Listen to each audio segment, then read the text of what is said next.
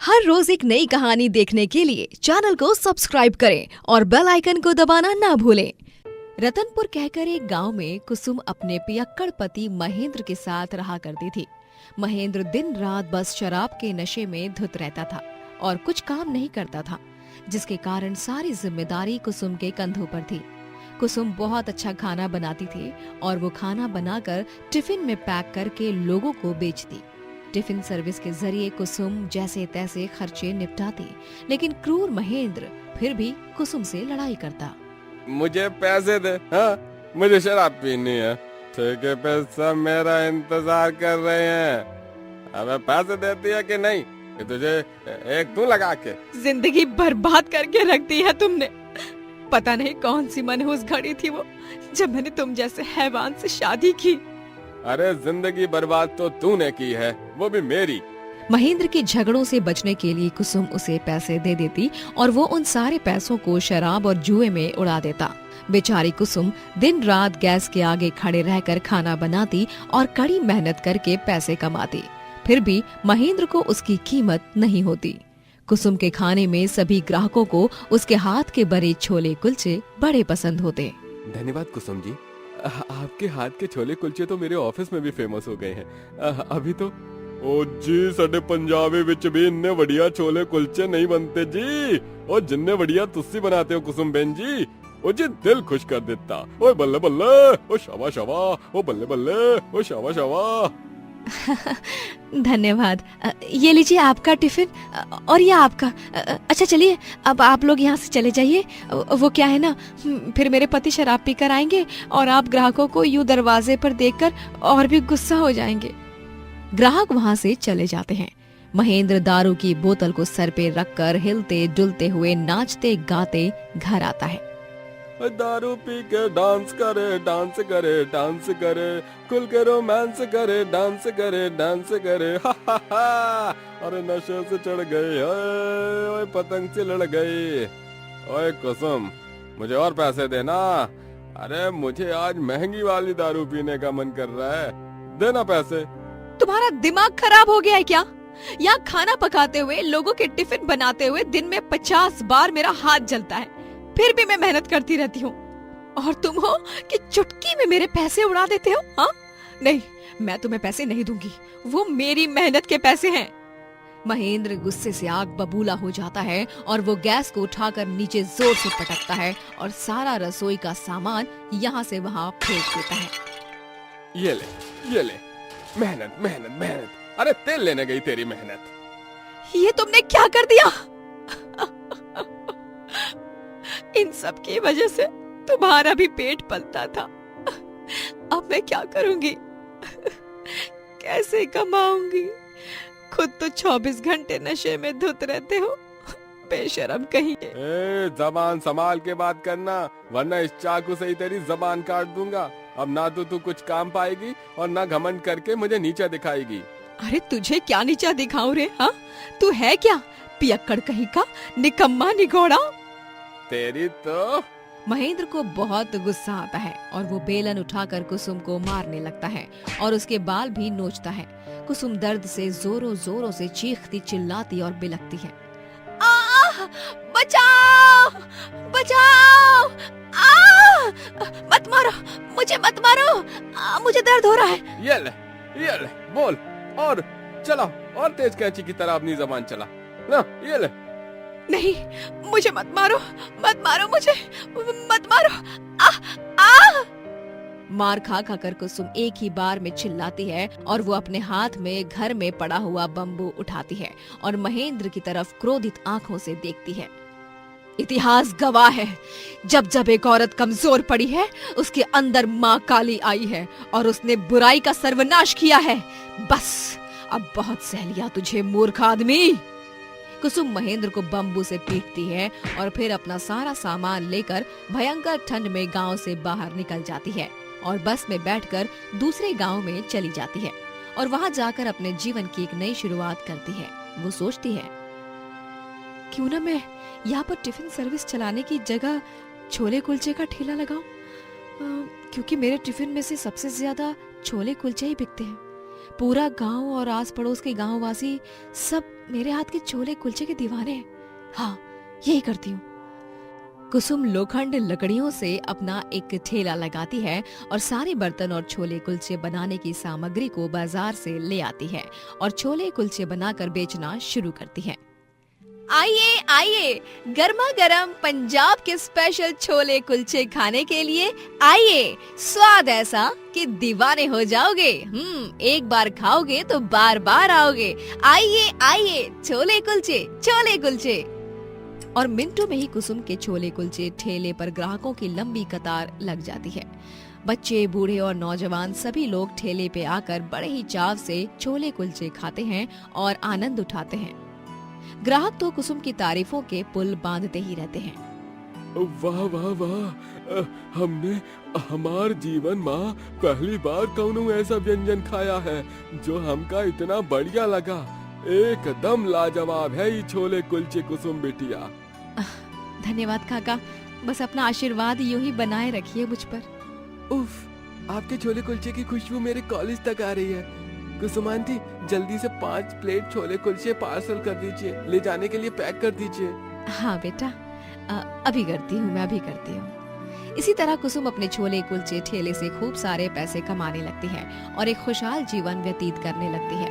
वही महेंद्र दूसरी शादी करता है और जब वो दूसरी बीवी पर भी हाथ उठाता है और उस पर अपनी चलाने की कोशिश करता है, तभी अबे ओ चपड़गंजू, चल फुट यहाँ से, मैं तेरा अत्याचार नहीं सहूंगी।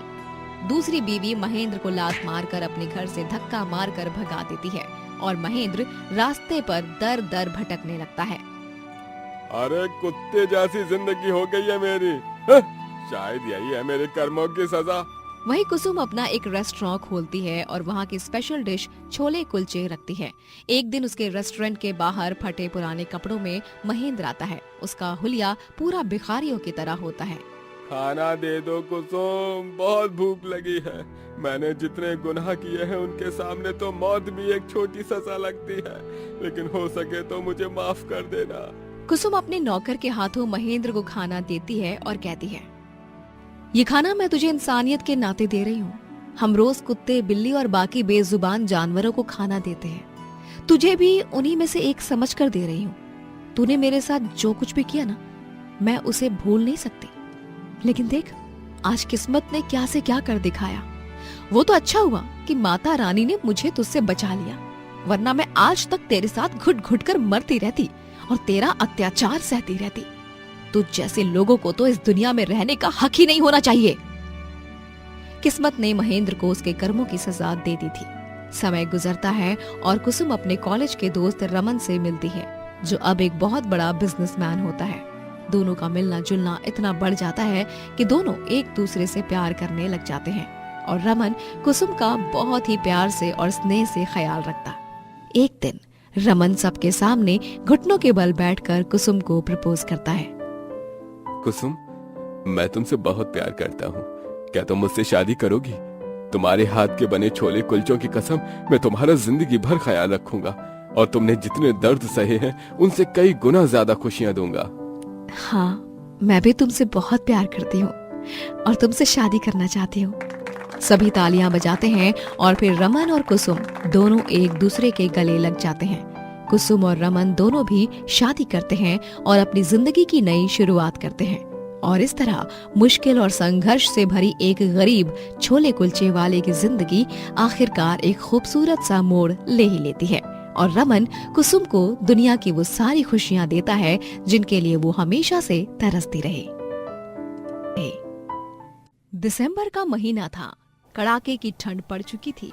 पूरे चौक के घरों के बाहर रातों में अलाव जलना काफी मामूली सी बात हो गई थी। सभी शॉल, स्वेटर, मफलर और कान टोपियों को पहनकर गर्म कपड़ों में रहते। कविता जी के बेटे सागर की हाल में ही नई नई शादी हुई थी और बहू का नाम होता है माया।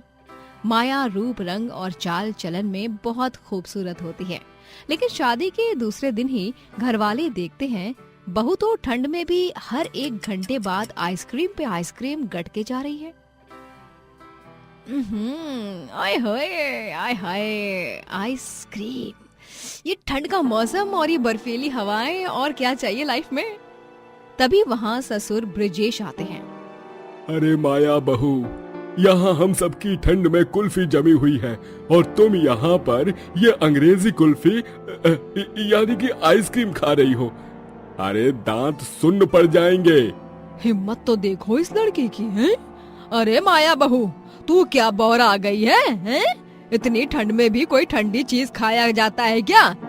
अरे ऐसे मौसम में बेहिसाब आइसक्रीम खाएगी तो हॉस्पिटल में भर्ती होना पड़ेगा। कल मुही कहीं की। सागर बेटवा, जरा समझा अपनी धर्म पत्नी को। हाँ माया, व्हाट इज दिस? सुबह से तुमने 5 आइसक्रीम के फैमिली पैक वाले डिब्बे खत्म कर दिए हैं। अभी तक तो दोपहर के 12 भी नहीं बजे। सागर, माँ जी, पापा जी, भगवान ने मुझे आप सबसे अलग और हटके बनाया है। बोलो तो #यूनिक। और इसीलिए आइसक्रीम खाना मुझे बहुत पसंद है, और विंटर सीजन में तो और भी ज्यादा। Ice cream, I love you my dear cute ice cream. Maya के ये बर्ताव को देखकर सागर, कविता और ब्रिजेश अपना सर पकड़ लेते हैं।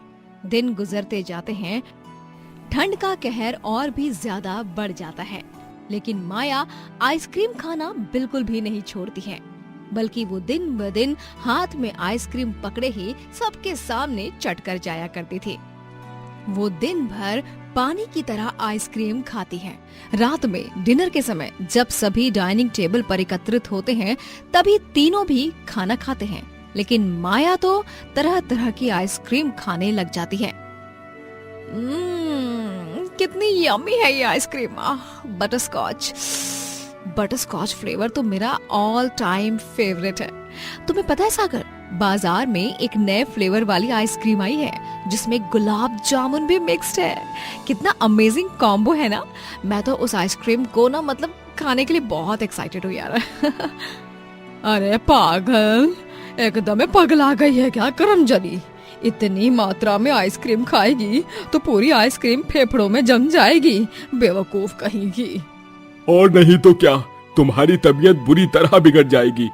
क्या तुम वही चाहती हो क्या? माया, अब तो हमारी बात मान लो।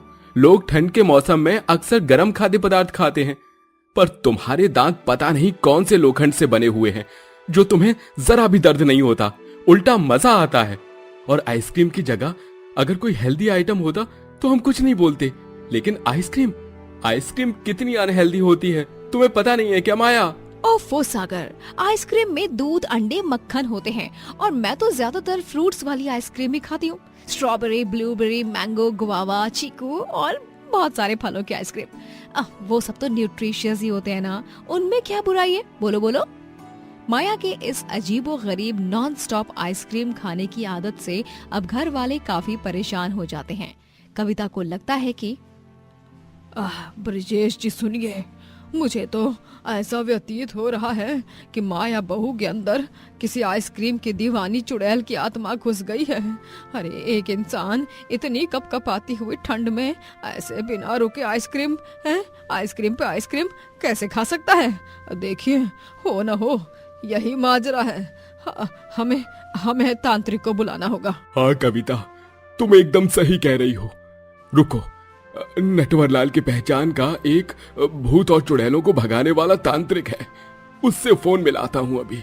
ब्रिजेश उसकी बात मान लेता है और अपने दोस्त नटवरलाल के पहचान के तांत्रिक को बुलाता है और माया को बांधकर उस पर झाड़ फूक करते हुए कहता है, आलतू जलालतू आई बला को टालतू, ए दुष्ट आइसक्रीम खाने वाली चुड़ैल, निकल जा मेरी मासूम सी बच्ची के शरीर से। इसे मार डालना चाहती है क्या आइसक्रीम खा खा कर? निकल जा इसके शरीर से बुरी चुड़ैल। अब मुझे छोड़िए माँ जी, पापा जी, ये क्या नौटंकी चल रही है? मेरे अंदर किसी चुड़ैल ने प्रवेश नहीं किया है। मुझे खुद ही आइसक्रीम खाना बहुत पसंद है। प्लीज मुझे छोड़िए। डरो मत माया बिटिया, आज तो मैं तुम्हें उस आइसक्रीम की दीवानी चुड़ैल से छुटकारा दिला कर ही रहूंगा, वरना यूं ही तुम्हारे शरीर में रहकर वो आइसक्रीम खाती रहेगी और तुम्हें मार डालेगी। हाँ माया बहू, तू बस शांत रहे और तांत्रिक बाबा जो कह रहे हैं उसे सुन ठीक से। हाँ माँ जी, मैं कह रही हूँ ना कि मुझ में किसी चुड़ैल का वास नहीं है, नहीं है, नहीं है। तो आप समझ क्यों नहीं रही हैं? बहरी या अक्ल से अंधी हो गई है क्या आप? तभी वहाँ पर सागर आता है और माया को यूं देखकर घबरा जाता है। वो फौरन माया को रस्सी से छुड़ाता है, उसके हाथ खोलता है और उसे अपने गले से लगाता है। माँ, पापा, ये सब क्या तमाशा चल रहा है? माना कि माया आइसक्रीम के पीछे पागल है, लेकिन इस बात को भी आप लोगों ने अपने अंधविश्वास से जोड़ दिया। मतलब हद होती है। सागर उस तांत्रिक को भगा देता है। दिन ब दिन ठंड और भी ज्यादा होने लगती है, पर फिर भी माया आइसक्रीम खाने की अपनी बुरी हरकत से बाज नहीं आती है। इन सब से तंग आकर कविता, ब्रिजेश और सागर फ्रिज को ही बेचने का फैसला ले लेते हैं। और जब माया बाजार से ढेर सारी आइसक्रीम लाती है, तभी फ्रिज को गायब देखकर हैरान रह जाती है। ये क्या? फ्रिज कहाँ गायब हो गई? अभी थोड़ी देर पहले तो यहीं पर थी फ्रिज। हमने फ्रिज बेच दिया क्योंकि तुम ऐसे तो हमारी बात मान नहीं रही।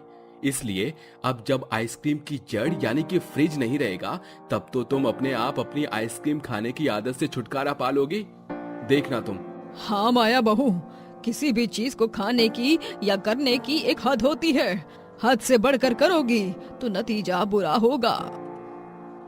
ये सब देखकर और सुनकर माया का गुस्सा 7वें आसमान पर चला जाता है। आप सबने ये अच्छा नहीं किया मेरे साथ। पाप किया है आप सबने, पाप। आप लोगों को क्या लगा फ्रिज को हटा देंगे तो ये रोनी सूरत बनाकर चुपचाप एक कोना पकड़कर बैठ जाएगी? तो कान खोल के सुन लीजिए आप तीनों। मैं तो आइसक्रीम खाऊंगी और वो भी ज्यादा खाऊंगी, घर में नहीं तो बाहर जाकर, लेकिन मैं तो खाऊंगी ही। और हाँ, मैं चाहे एक आइसक्रीम खाऊं, 2 खाऊं, 3 खाऊं, ठंड में खाऊं, गर्मी में खाऊं, बरसात में खाऊं, घर में खाऊं, बाहर खाऊं, जितनी चाहे जहाँ खाऊं, आपको क्या? एटीट्यूड दिखाकर माया वहाँ से चली जाती है और अब वो बाहर जाकर आइसक्रीम पार्लर में आइसक्रीम खाने लगती है। हेलो, मुझे 2 big scoops butterscotch, 3 mango flavour, 2 chocolate, 2 vanilla और हाँ 4 कप्स वो नई गुलाब जामुन फ्लेवर्ड आइसक्रीम। हाँ, मैं टेबल नंबर 3 पर बैठी हूँ। ऑर्डर 5 मिनट के अंदर आ जाना चाहिए, वरना तुम्हारे आइसक्रीम पार्लर की कंप्लेन कर दूंगी मैं। मेरा दिमाग पहले ही बहुत गर्म हो चुका है। मुझे फटाफट से ठंडी ठंडी आइसक्रीम दे दो। अरे वाह वाह। Okay ma'am, thank you ma'am. आप हमारे यहाँ आई। ठंड के मौसम में तो हमारा बिजनेस पूरा ठप पड़ चुका है, लेकिन इस दुनिया में इतनी भयंकर ठंड में भी आइसक्रीम के फैंस होते हैं। ये हमें आज पता चला। आप बैठिए, हम अभी आपका ऑर्डर सर्व करते हैं। माया एक ही बार में ढेर सारी अलग अलग प्रकार की आइसक्रीम्स को खा जाती है और तब जाकर उसे राहत मिलती है। एक तरफ जहां लोग ठंड से बचने के लिए चाय के स्टॉल्स पर जाकर गर्मा गर्म चाय की चुस्की लेते हैं, तो वहीं माया मैडम खुलेआम चौक में दोनों हाथ में आइसक्रीम पकड़कर खाते हुए जाती है। ये सब देखकर सभी आसपास वाले भौचक्का रह जाते हैं। एक दिन माया की तबीयत इतनी बुरी तरह बिगड़ जाती है कि वो बिस्तर ही पकड़ लेती है। उसे गंभीर सर्दी जुकाम हो जाता है और उसका हाल बेहाल हो जाता है। आइसक्रीम को नॉन स्टॉप कंज्यूम करने के कारण इनकी बॉडी का फैट और शुगर बढ़ चुका है, और तो और इन्हें बहुत सर्दी जुकाम भी हुआ है। ये मैंने कुछ दवाइयाँ लिख कर दी हैं, इन्हें लीजिए और प्लीज अब आइसक्रीम को खाना बंद कर दीजिए। हाँ डॉक्टर जी, मैं बोर आ गई थी, जो सबकी बात नहीं सुन रही थी। आज मुझे समझ आ गया कि किसी भी चीज को हद से ज्यादा खाओगे तो फायदा नहीं बल्कि नुकसान होगा। मैं वादा करती हूँ अपने आप से और पूरे परिवार से कि मैं आज के बाद कभी भी आइसक्रीम नहीं खाऊंगी। और इस तरह उस दिन के बाद माया ने कभी भी आइसक्रीम नहीं खाई, और वो जब जब आइसक्रीम को देखती तब तब उसे अपने भयानक सर्दी जुकाम वाले दिन याद आ जाते हैं और उसके रोंगटे खड़े हो जाते हैं। इसीलिए किसी भी फूड आइटम का हद से ज्यादा सेवन करना गलत बात है, क्योंकि वो हमेशा नुकसानदायक ही साबित होता है। कुसुम एक गरीब घराने से आई हुई लड़की होती है और थोड़ी सी सांवली भी होती है। उसकी शादी बिरला परिवार में गौतम से होती है। गौतम अब शादी के इतने समय बाद बोर हो गया होता है और वो कुसुम से दूरी बनाने लगता है। गौतम जी, आप आज ऑफिस के काम से बहुत थक गए होंगे ना? मैंने आपकी पसंद की अदरक और इलायची वाली चाय बनाई है। फॉर गॉड सेक, अरे शांत रहो यार। जब देखो तब आ जाती हो अपने मनहूस शक्ल लेकर। मैंने तुमसे शादी की क्योंकि माँ पापा ने मेरी कुंडली तुमसे मिलाई, वरना तुम जैसी बदसूरत और बेवकूफ लड़की से तो मैं बात तक न करूं। जाओ यहाँ से। गौतम की ये बात सुनकर कुसुम को बहुत बुरा लगता है और वो वहाँ से रसोई में चली जाती है और बिलक बिलक कर रोने लगती है। ससुराल में सास रेवती और ससुर कमलजीत भी कुसुम के संग बुरा बर्ताव करते हैं। रेवती और कमलजीत कुसुम से बहुत सारा काम कराते और सभी उस संग नौकरानी की तरह ही पेश आते हैं। बेचारी कुसुम किसी से कुछ कह भी नहीं पाती। क्या करती बेचारी। गौतम के प्रेम में उसकी मीरा जो बन बैठी थी, वो विष का प्याला पीकर सारा दुख सहन कर लेती। एक दिन अचानक से गौतम काव्या नाम की एक लड़की से शादी करके उसे घर लाता है। दोनों के गले में वरमाला होती है। रेवती, कमलजीत और कुसुम ये दृश्य देखकर भौचक्का रह जाते हैं। गौतम बेटा, तूने ये क्या कर दिया? तूने दूसरी शादी कर ली? मैं और क्या करता माँ, मेरी कुंडली में लिखा था कि जो अनर्थ है वो कुसुम के आने से टल जाएगा, तो मैंने थोड़ी कुसुम से शादी तोड़ी है। मैंने बस एक लड़की से शादी कर ली है। ये काव्या है, मैं इससे बहुत प्यार करता हूँ। अरे अकल के अंधे, कुसुम के अलावा तुझे किसी और से शादी करनी ही नहीं थी। अब तेरे सिर पर फिर से खतरा मंडराने लगेगा। ओह कम ऑन ससुर जी, ये कौन से जमाने की बातें आप कर रहे हैं? हाँ, ये सारी अंधविश्वास वाली बातें होती हैं। चिल कीजिए। कुसुम की तो मानो दुनिया ही उजड़ गई थी। वो रोते हुए गौतम से कहती है, गौतम जी, क्यों किया आपने मेरे साथ ऐसा? मैं तो आपसे बहुत प्यार करती हूँ। आपकी अर्धांगिनी मैं ही हूँ, ये नहीं।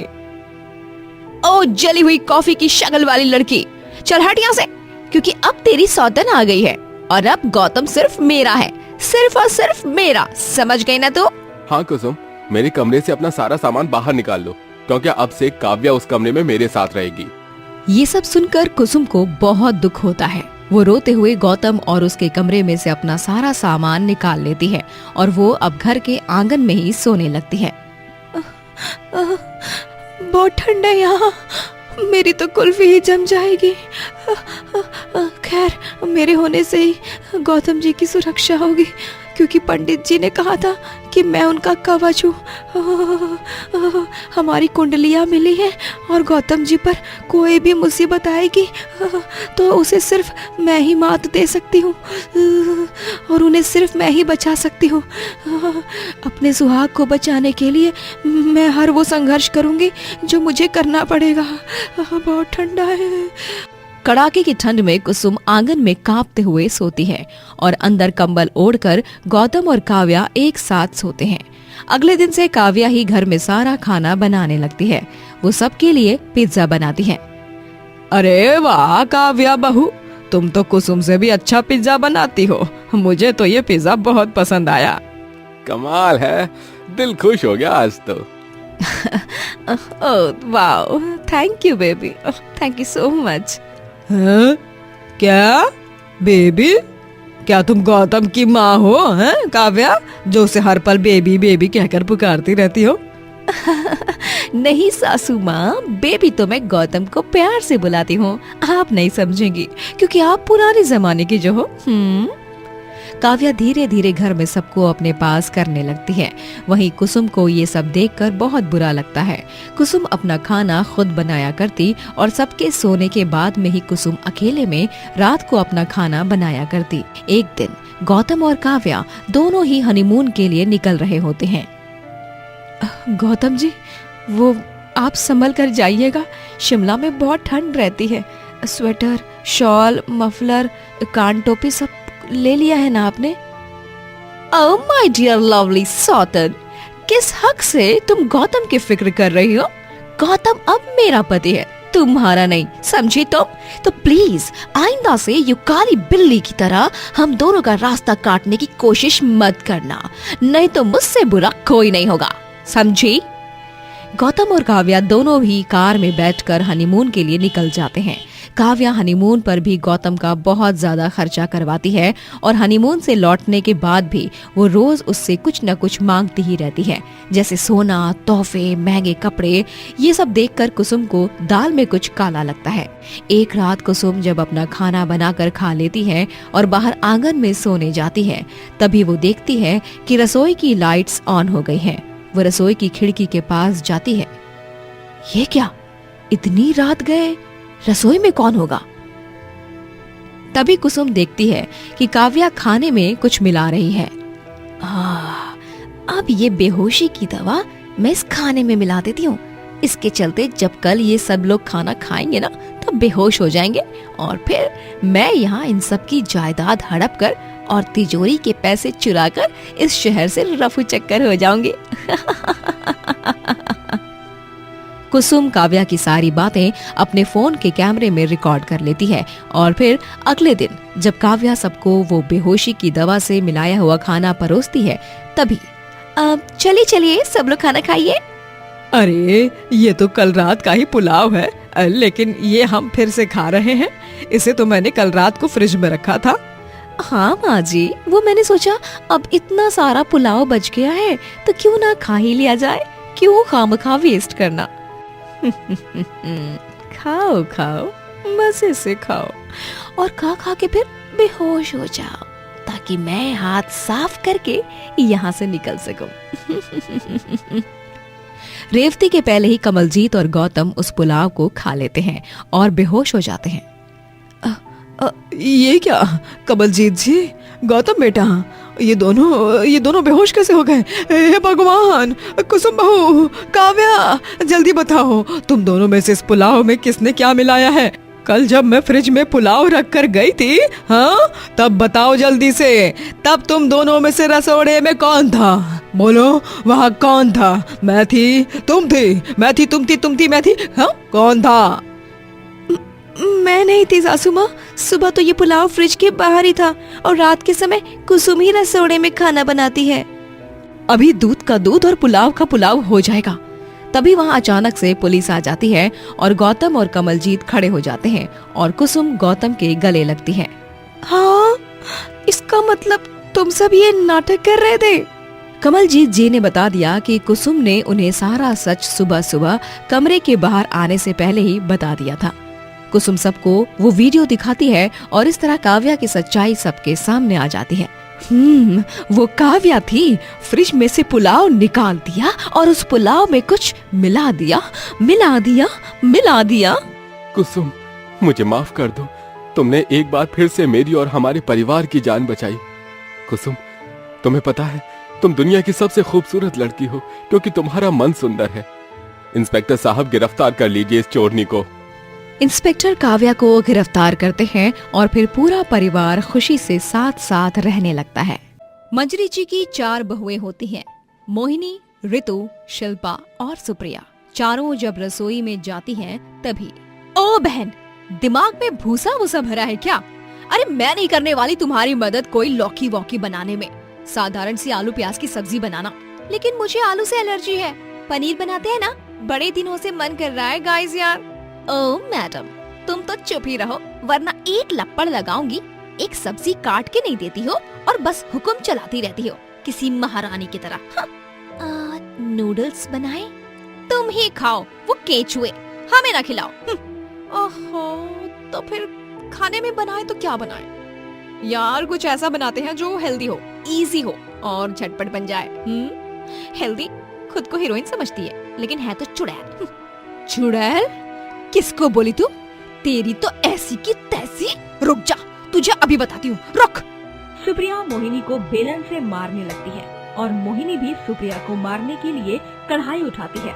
ऋतु और शिल्पा दोनों भी सुप्रिया और मोहिनी को रोकते हैं। तभी उन दोनों को भी एक दूसरे का हाथ लग जाता है और ये गलतफहमी हो जाती है कि शिल्पा की बच्ची, तूने जानबूझकर मेरे मुंह पे हाथ मारा ना, जोर से, हाँ? ओ डायन, अगर मुझे तेरे मुंह पे हाथ मारना होता ना तो मैं सीधे चाटा ना मारूं उल्टे हाथ का। तुझसे डरती हो क्या मैं, डरपोक कहीं की, लोमड़ी। हाँ, तेरी हिम्मत कैसे हुई? रुक। और फिर ऋतु और शिल्पा दोनों में जंग छिड़ जाती है और वो दोनों भी एक दूसरे के बाल नोचने लगती हैं।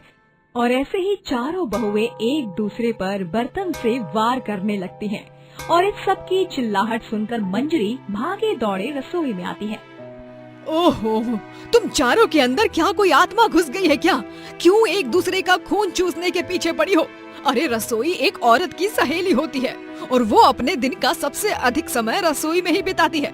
घर का सबसे पवित्र स्थान एक रसोई ही होती है और तुम चारों नासपीटियों ने इस रसोई को ही युद्ध भूमि बना दिया। वाह! लेकिन माँ जी, कुछ मत बोलो तुम मुझे।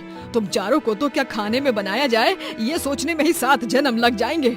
इसीलिए मैंने फैसला ले लिया है, मैं आज से रोज सुबह शाम और रात में क्या खाने में बनेगा उसकी सूची तुम्हें दे दिया करूंगी और वही पकवान बनेंगे फिर। हाँ, ये आइडिया बुरा तो नहीं है, लेकिन माँ जी प्लीज ज्यादा मुश्किल पकवान मत देना बनाने के लिए। हाँ, अरे तू बहू, तू तो चुप ही रह जा।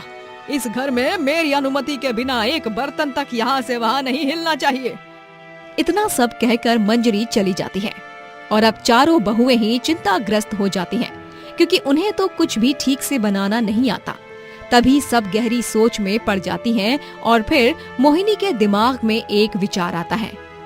सुनो, हमारे पति वैसे भी माँ जी के गल्ले में रोज पैसे डालते हैं, तो हम उन्हीं पैसों को रोज गुल्लक का ताला खोलकर उसमें से निकालेंगे और फिर बाहर से खाना मंगवाया करेंगे। और हमारी बेचारी सास मंजरी देवी को तो इस बात की भनक भी नहीं पड़ेगी। हाँ यार, ये तो सॉलिड आइडिया है। इससे तो हमारे कुछ पैसे खर्च भी नहीं होंगे, जो भी होंगे माँ जी के होंगे और हम चारों बहुओं की रसोई की लाज भी बनी रहेगी। फिर चारों बहुएं मंजरी के गुल्लक के ताले को तोड़कर उसमें से रोजाना पैसे निकालती और छुप छुप कर बाहर से खाना मंगवाती और उसे ही सबको परोस कर देती। सास मंजरी, ससुर इंद्रनील और चारों बहुओं के पतियों को जरा भी शक नहीं होता कि वो सारा खाना रेस्टोरेंट से आया है। वाह वाह बहू, लगता है चारों ने YouTube पर ऑनलाइन कुकिंग के वीडियो देखना शुरू किया है। हाँ पापा, खाना सच में बढ़िया बना है। हाँ, और ये बर्फी पे तो मेरा दिल आ गया। रोज ऐसी बर्फी मिल जाए तो जीवन तो यहाँ धरती लोक पर ही स्वर्ग लोक जैसा बन जाएगा। बहुएं आपस में फुसफुसाती हैं। अब इन बेचारों को क्या बताएं, ये सारा खाना हमने नहीं किसी और ने बनाया है। शांत बैठ जाओ ऋतु, मरवाएगी क्या? Oh sorry. बाहर का खाना मंगवाकर सब घर वालों को उल्लू बनाने का सिलसिला यूं ही कायम रहता है। दिन गुजर जाते हैं और चारों बहुएं अब सास की सेवा करके थक गई थी और उन्हें आराम करना था। और फिर वो चारों भी झूठ मूठ में बीमार होने का नाटक करती हैं, जिसके कारण सारा काम मंजरी को ही करना पड़ा। अरे माँ, ये क्या, आप झाड़ू सफाई कर रही हैं और आपके हाथ मसालों से भरे हुए? ऐसा क्या हो गया जो आज अचानक इतने सालों बाद आप में काम करने का जोश आ गया? जोश नहीं मेरे बच्चे, तुम चारों की प्यारी धर्म पत्नियां बिस्तर पकड़कर बैठ गई है ना। चारों भी एक साथ बीमार हो गई है और ऐसे में घर का सारा काम पड़ा है, इसीलिए बस सारा काम निपटा रही हूँ, और क्या करूँ। मंजरी अपनी चारों बहुओं की सेवा करने लग जाती है। उन्हें चाय, नाश्ता और खाना परोसती है, उनके लिए काढ़ा बनाती है और उन्हें बार बार देखने आती है। और चालाक बहुएं सास की इन हरकतों को देखकर बहुत खुश होती हैं। दिल को बहुत राहत मिल रही है। माँ जी असल में देखा जाए तो इस घर की महारानी है, लेकिन आज हम चारों बहुएं ने उन्हें नौकरानी बना ही डाला। चारों बहुएं मंजरी से बहुत सारा काम करवाती हैं। माँ जी, मेरे घुटनों में बड़ा दर्द हो रहा है, प्लीज बाम से मालिश कर दो ना। ठीक है ऋतु बहू। और माँ जी, मेरा ना रसगुल्ले खाने का बड़ा मन कर रहा है। डॉक्टर ने कहा है कि बीमारी में अगर कुछ खाने का मन करे तो खा लेना चाहिए, मन नहीं मारना चाहिए। ठीक है सुप्रिया बहू, मैं बना दूंगी रसगुल्ले, फिर तुझे अच्छा भी लगेगा और थोड़ी तबीयत भी सुधर जाएगी। मंजरी ऋतु के घुटनों की मालिश करती है और रसगुल्ले बनाती है और भी कई सारे काम करती है, लेकिन चारों क्रूर बहुओं को क्या पता था कि नाटक करते करते सच में वो बीमार पड़ जाएंगे और अगली सुबह उनका पेट बहुत खराब हो जाता है। तब डॉक्टर को घर पर बुलाने पर डॉक्टर कहते हैं, आप चारों ने शायद बीते कुछ दिनों में बाहर का बहुत खाया है, इसलिए आप चारों को फूड पॉइजनिंग हो गया है। आपकी सास, आपके ससुर और आप चारों के पतियों की इम्यूनिटी स्ट्रांग है, जिसके कारण उन्हें इस खाने से कुछ नहीं हुआ। तभी बहुओं को पता चलता है कि जिस खाने को वो बाहर से मंगवाते थे उसी की वजह से वो खुद बीमार पड़ गई हैं। हाय राम, हम चारों भी अपनी ही चाल में फंस गए। माँ जी को सच लगे इसीलिए हम उनके गुल्लक से पैसे चुराकर रोजाना बाहर का खाना मंगवाते थे, जिसे खाकर बाकियों को तो कुछ नहीं हुआ, लेकिन हम चारों उसके शिकार हो गए। हमें थोड़े से एक्स्ट्रा एफर्ट्स लेकर अपने हाथों से ही खाना बनाना चाहिए था। स्वाद भले अच्छा नहीं होता, लेकिन घर का खाना घर का ही खाना होता है ना। मंजरी कमरे के बाहर चारों बहुओं की बातें सुन लेती है और उसे दरवाजे पर देख चारों घबरा जाती हैं और फिर भावुक होकर उससे माफी मांगती हैं। माफ कर दीजिए माँ जी, अब से हम चारों भी बिना लड़े झगड़े और बिना किसी आनाकानी के रसोई में खाना बनाएंगे। आपको इतनी तकलीफ देने के लिए हम चारों को बहुत शर्मिंदगी महसूस हो रही है माँ जी। आप हमें माफ तो कर देंगी ना माँ जी? प्लीज प्लीज प्लीज माँ जी प्लीज। हमें समझ में आ गया है, अब सब कुछ हमारी समझ में आ गया है, हमारी आंखें खुल गई हैं। माफी मत मांगो मेरी प्यारी चारों बहुओं, तुम्हें अपनी गलतियों का एहसास हो गया, यही बहुत है मेरे लिए। अगली बार से कोई बीमार होने का नाटक मत करना। और रही बात खाना बनाने की, तो इस दुनिया की हर बीवी हर बहू के हाथों में माँ अन्नपूर्णा का वास होता है, बस वो समय के साथ उभरता है। इस तरह चारों बहुओं की अक्ल ठिकाने आती है और वो एक साथ मिलजुल कर खुशी से स्वादिष्ट खाना बनाती हैं। दोस्तों, अगर आपको ये कहानी पसंद आई तो लाइक करें, शेयर करें और कमेंट करके बताएं कि कहानी में आपको सबसे अच्छा क्या लगा।